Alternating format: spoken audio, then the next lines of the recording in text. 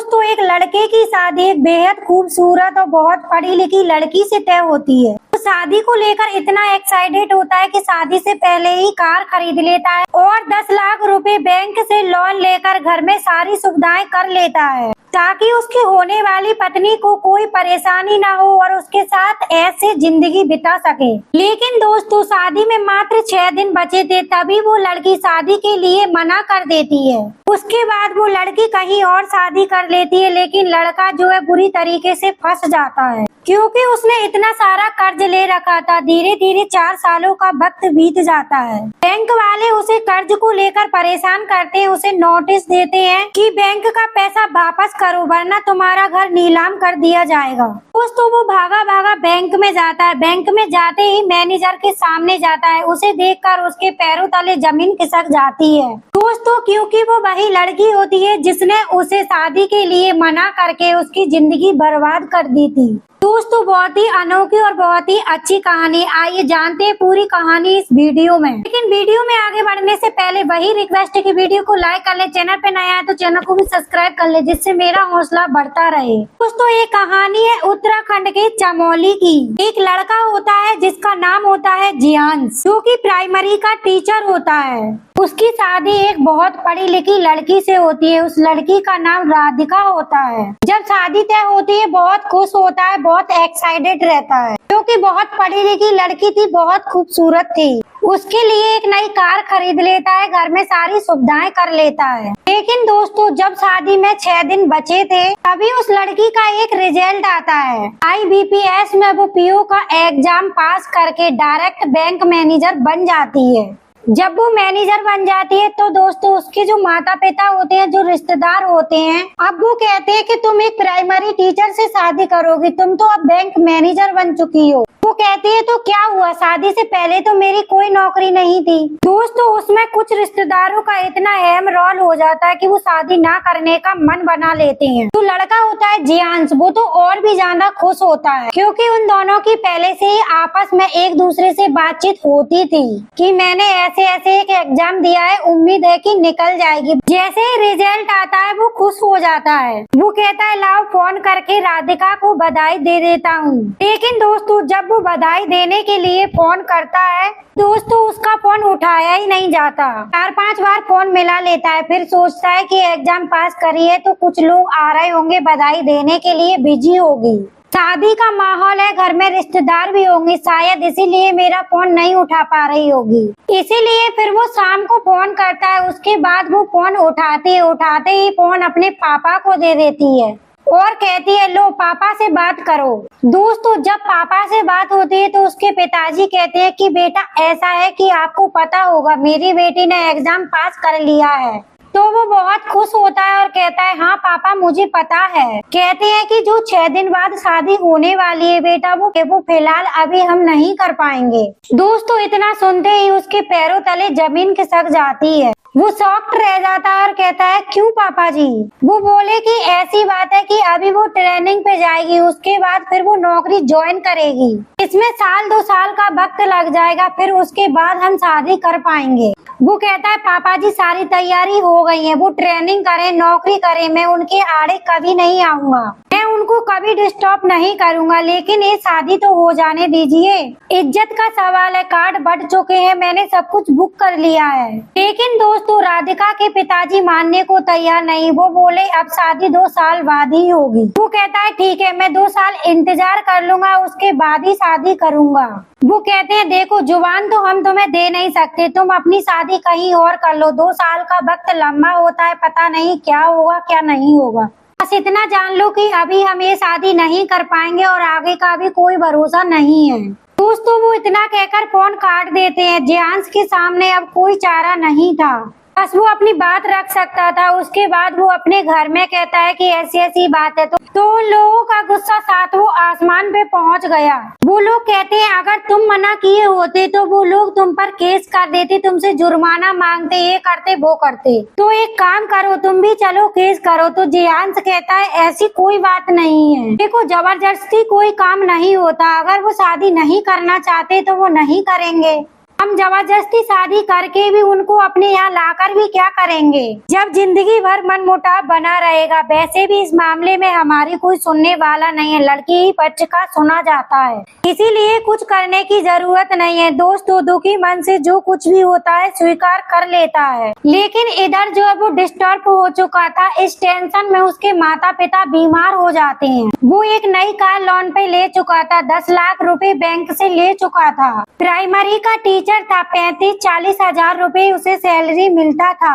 धीरे धीरे जो है वो अपना कर्जा चुकता करने लगता है। 4 साल का वक्त बीत जाता है, कार की पूरी EMI भर चुका होता है, लेकिन बैंक का जो लोन होता है उसमें भी कुछ जमा किया हुआ था, लेकिन वो 10 लाख से बढ़कर 12 लाख हो चुका था। इधर जो राधिका थी वो अपनी ट्रेनिंग करी, ट्रेनिंग के बाद उसने शादी करी। शादी के बाद पूरी ईमानदारी से अपनी ड्यूटी करती रही। ट्रांसफर होने के बाद वो उस बैंक की मैनेजर बनती है जिस बैंक में जियांश का खाता होता है। वो आकर जो बड़े कर्जदार थे उनकी लिस्ट निकलवाती है, उनमें जियांश का भी नाम होता है। हालांकि उसे ये नहीं पता था कि ये वही जियांश है, क्योंकि उसके पिताजी का नाम वो जानती नहीं थी। समाज में जो नाम लिखा था तो उससे वो पहचान नहीं पा रही थी कि ये वही जियांश है। फिलहाल वो सबके पास नोटिस भिजवाने लगती है, जियांश के पास भी नोटिस जाता है। जियांश जो है परेशान हो जाता है, क्योंकि उसने लिखा था कि आपका कुछ नीलाम कर दिया जाएगा, आपने घर के नाम पे लोन ले रखा है तो घर नीलाम कर दिया जाएगा।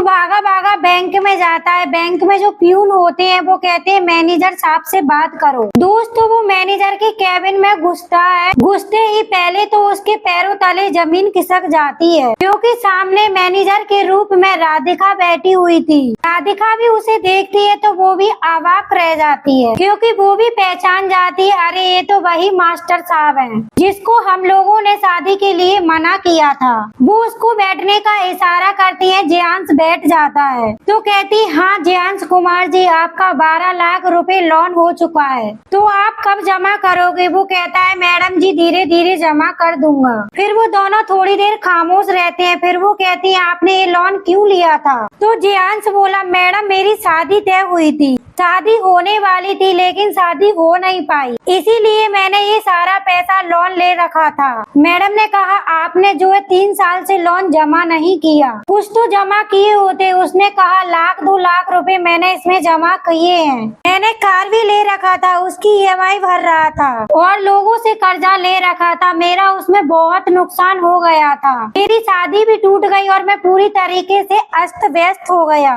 धीरे धीरे भर दूंगा। मैडम ने कहा आपने इतना कुछ लोन क्यों ले लिया था? जियांश ने कहा वो क्या है ना, मेरी शादी बहुत पढ़ी लिखी लड़की से हो रही थी। मैं पढ़े लिखों की बहुत इज्जत करता था। मैंने सोचा कि उनको कोई दिक्कत ना हो, कोई तकलीफ ना हो, इसीलिए मैंने उनकी शुभ सुविधा के लिए ये सारा इंतजाम कर लिया था। मैंने सारा पैसा इधर उधर से लेकर ये सब किया था, वरना मैं तो ऐसे ही रह लेता, मेरा कुछ खास सपना नहीं था। दोस्तों जब ये बात राधिका सुनती है तो उनकी आंखें नम हो जाती हैं, क्योंकि दोस्तों वही इसकी जिम्मेदार थी। फिर वो आ जाती है सीधे मुद्दे पर। वो कहती है आप मुझे पहचान रहे हो? जियांश कहता है आपको क्यों नहीं पहचानूंगा, अच्छे तरीके से पहचान रहा हूँ।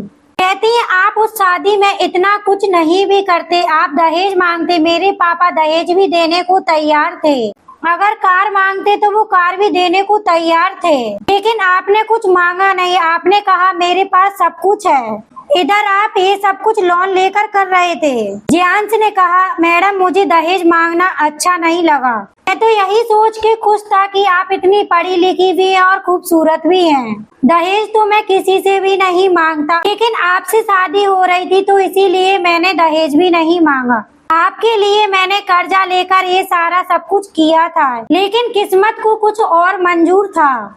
उसके बाद राधिका ने कहा अब बताओ अब कैसा है आपका हाल और अब कैसी चल रही है आपकी जिंदगी? बोला कैसी चल रही है जिंदगी, जैसा आपके सामने हूँ वैसे ही चल रही है जिंदगी। उन्होंने कहा आपने शादी नहीं की? तो जियांश ने कहा नहीं मैंने शादी नहीं की। असल उसके बाद मैं बहुत डिस्टर्ब हो गया, मेरे माता पिता भी बहुत डिस्टर्ब हो गए। उसके बाद उनकी तबीयत खराब रहने लगी। 4 साल बीत गए, उनकी सेवा में लगा हूँ और मैं क्या बताऊँ आपसे, कुछ कहते भी नहीं बन रहा है। उस शादी को लेकर मैं इतना एक्साइटेड था, इतना कुछ बस गया था मेरे दिल के अंदर। उसके बाद मैं उसको अपने दिल से निकाल नहीं पाया, इसीलिए ये समझ लीजिए कि मैं वैसे ही जी रहा हूँ। वैसे मैं मैडम सच बताऊं तो आप लोगों को ऐसा नहीं करना चाहिए था।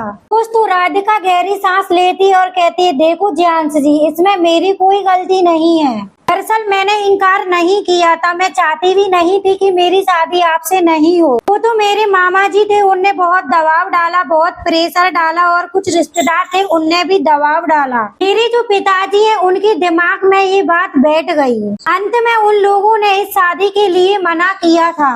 मैंने तो आपसे फोन पर मना नहीं किया था।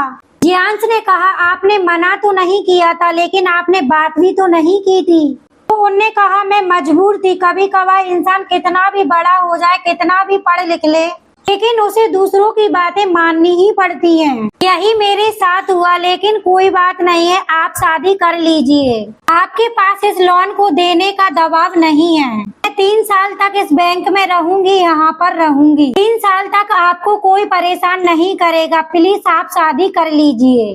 वो कहता है, कहाँ करूँ, किससे करूँ, कहाँ जाऊँ?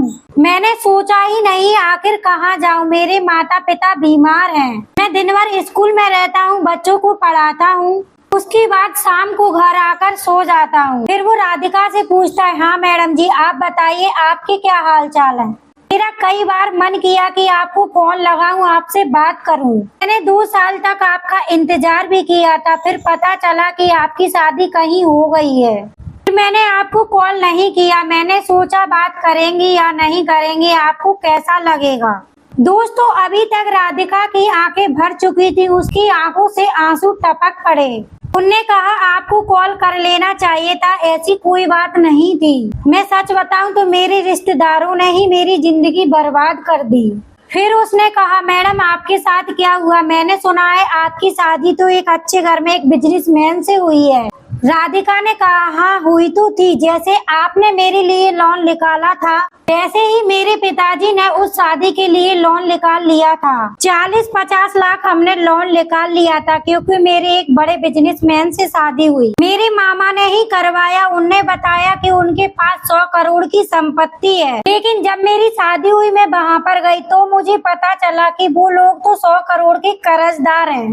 बैंक का वो लोन ले रखे हैं, उनके पास कुछ नहीं है। सब कुछ एकदम एक हिसाब से वो फ्रॉड है। इसीलिए मुझे बहुत धक्का लगा। मैं 2-4 महीने में ही वहाँ से चली आई और मैंने तलाक के लिए अर्जी डाल दिया। मेरा तलाक हो चुका है। दोस्तों ये बात सुनकर जियांश और हैरान हो गया।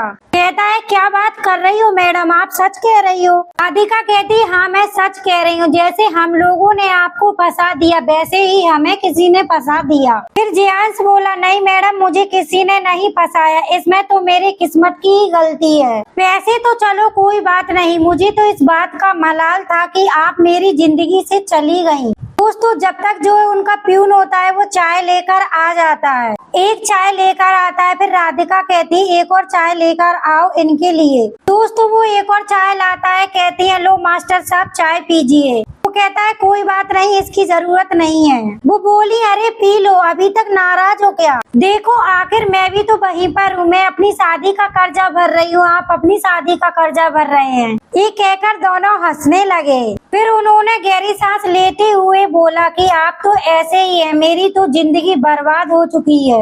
मैं तो कहीं की नहीं रही। काश मैंने आपसे शादी कर लिया होता, काश मैंने किसी की भी बात ना मानी होती। आज मैं इस मोड़ पर हूँ कि कहीं नहीं जा सकती। दोस्तों बैंक में भीड़ थी और भी लोग मैनेजर से मिलने के इंतजार में खड़े थे। वो कहती है, क्या तुम मुझसे सैटरडे को मिलोगे जब बैंक क्लोजिंग पे रहेगा? यहाँ पर ऑफिशियल शिफ्ट वर्क रहेगा, क्या आप आ सकते हो? जियांश कहता है, हाँ मैडम मैं आ जाऊंगा। क्यों नहीं आ सकता? आप कहीं भी बुलाएं, मैं आ जाऊंगा। दोस्तों उनकी आंखें अभी भी नम थी। वो कहती है, ठीक है आप सैटरडे को आ जाना। दोस्तों वो शनिवार को बैंक पहुँचता है, लेकिन उस दिन बैंक में कोई नहीं था। सिर्फ राधिका थी, अपने कैबिन में बैठी हुई थी, गेट खुला हुआ था। आकर देखता है और कहता है, मैडम आज तो कोई नहीं है बैंक में, सिर्फ आप हो। उन्होंने कहा, हाँ आज टोटल क्लोजिंग डे है, छुट्टी है। आपसे मिलना था, आपसे बातें करना था, इसीलिए मैं यहाँ पर बैठी हूँ। कहता है, थैंक यू मैडम, आपने इतना समय मुझे दिया। अगर मैं इस लायक हूँ तो आपका बहुत बहुत शुक्रिया। फिर राधिका कहती है कि अरे मास्टर साहब, आप तो बहुत लायक हो, मैं ही किसी लायक नहीं हूँ। अब मेरा कोई रिश्तेदार मेरे काम नहीं आ रहा है, मेरी वजह से आप परेशान हुए, उसके लिए मैं माफी चाहती हूँ। वो अपने हाथों से जियांश का हाथ पकड़ लेती हैं। जियांश कहता है, मैडम अभी भी कुछ नहीं बिगड़ा है, मैं अभी भी आपका इंतजार कर रहा हूँ। अगर मैं आपके लायक हूँ तो क्या आप मुझसे शादी करेंगी? दोस्तों, इतना सुनते ही जो मैडम थी वो फूट फूट कर रोने लगती हैं। राधिका जो है जियांश के सीने से लग जाती है, कहती है मुझे माफ कर दो, मुझे आपसे ही शादी करनी है। दोस्तों, उसके बाद राधिका और जियांश की शादी होती है। ये दोनों पति पत्नी के रूप में बहुत खुश हैं, बहुत ही अच्छे हैं। दोस्तों, ये रही कहानी। आप लोगों को कैसी लगी कमेंट करके बताइएगा जरूर। अभी तक वीडियो को लाइक नहीं किया है तो वीडियो को लाइक करें। ऐसी कहानियों के लिए चैनल को भी सब्सक्राइब करें। फिर मिलेंगे एक और वीडियो में, जब तक के लिए जय हिंद।